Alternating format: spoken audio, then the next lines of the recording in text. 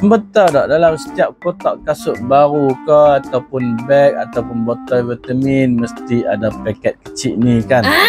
Itulah dia silika gel. Kerja dia serap kelembapan supaya barang kita tak berkulat, tak berbau dan tak rosak. Silika gel ni dibuat daripada silikon dioksida, bahan sama yang ada dalam pasir kuarza dan kaca. Bentuk dia macam manik halus tapi berpori, boleh serap air sampai 40% daripada berat dia sendiri. Sebab itulah industri makanan, industri ubat, elektronik sampai fabrik pun guna benda ni. Yang bestnya silika gel ni boleh guna balik. Kalau hampa ada telefon masuk air, simpan je dalam bekas penuh silika gel ni.